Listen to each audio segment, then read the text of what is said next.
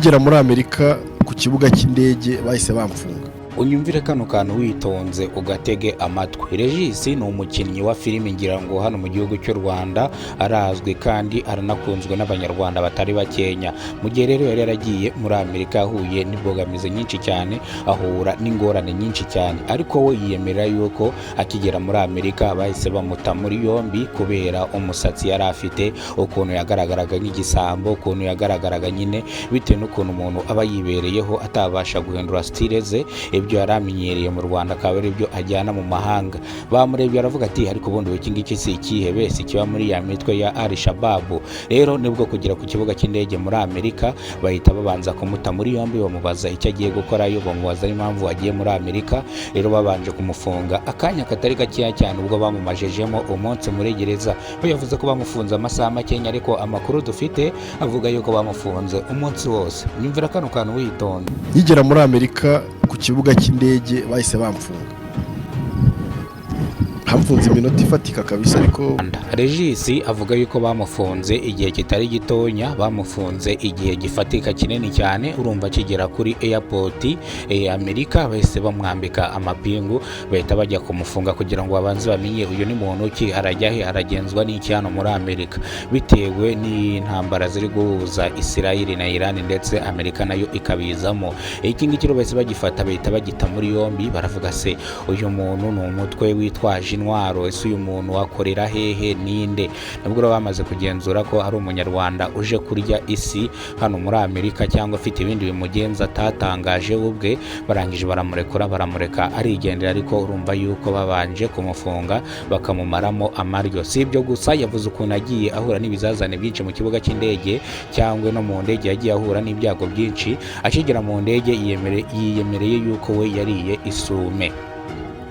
Nyamara tugiye twiga nk'abanyarwanda, urumva akigera mu ndege kubera kutamenyera iby'indege bamuhaye akantu arakajya, kumbe ariye isume. Reka mwiyumvire. Aduhaye akandi kaboro k'umweru k'agashashi kanditseho KLM. Naho gashashi kanditseho KLM ngiye nagafashe ngira ngo ni indi biswi bazanye, kubera kugafata ndi no kwikonekta kuri wifi yo mu ndege, kwa twakizemo akadege. Umva abandi bagenda bafungura ngira ngo n'utubiswi batuzaniye, ndi no gukonekta kuri phone nsacinga n'indirimbo kuri screen yo mu ndege. Ngiye ko barambona mfunguye, mbona gasumweru kwa bazimije n'amatara yo mu ndege hejuru, ngira ngo murabizi. Ubwo kwa gufungura ngira ngo nakabiswe k'umweru, kumbi nagasume bamaye. Nashunnyeho mitamira amazi aragasume.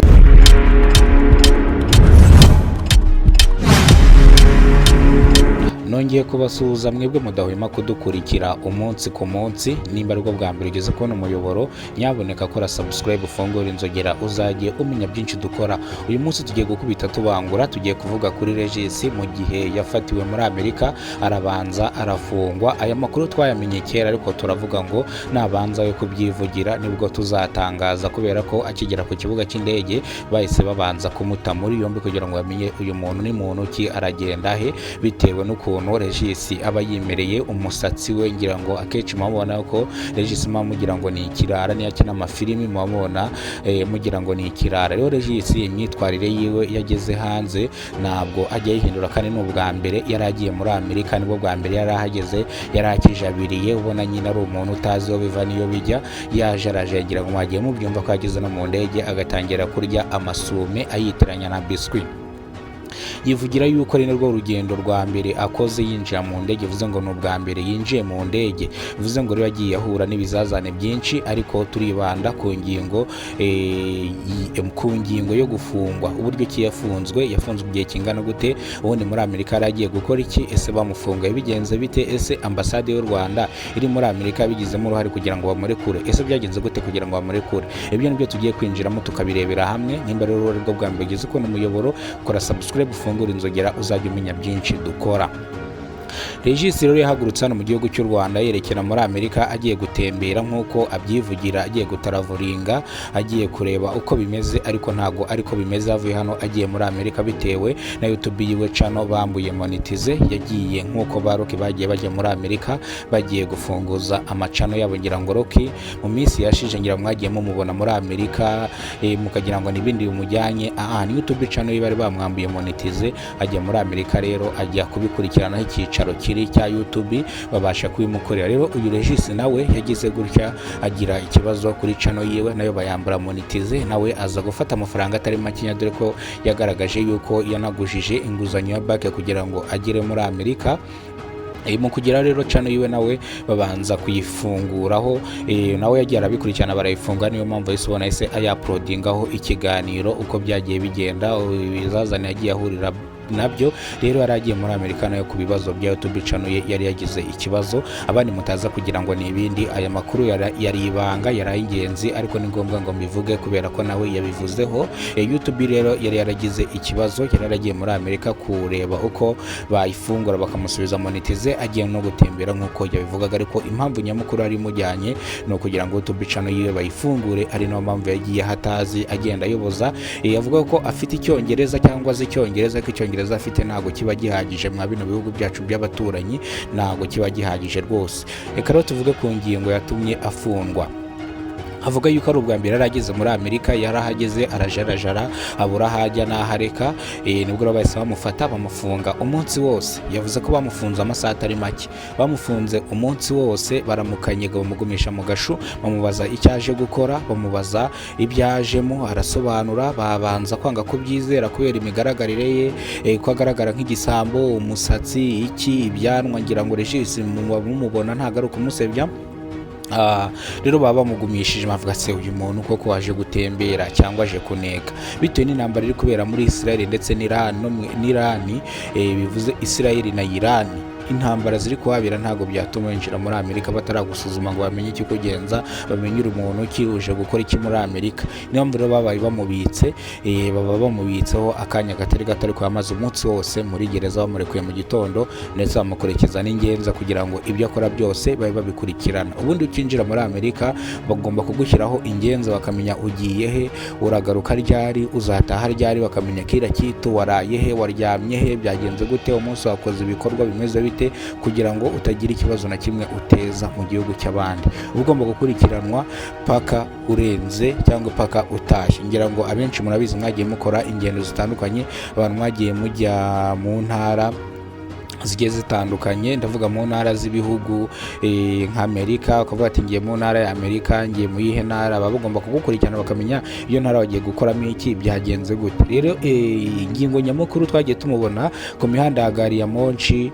arimo aratega kenshi, yagiye afata udutarasiporo. Urumva ko ari umuntu uciriritse, bakoresha za gari ya moshi. Gari ya moshi zimeze nka tap and go hano mu gihugu cy'u Rwanda.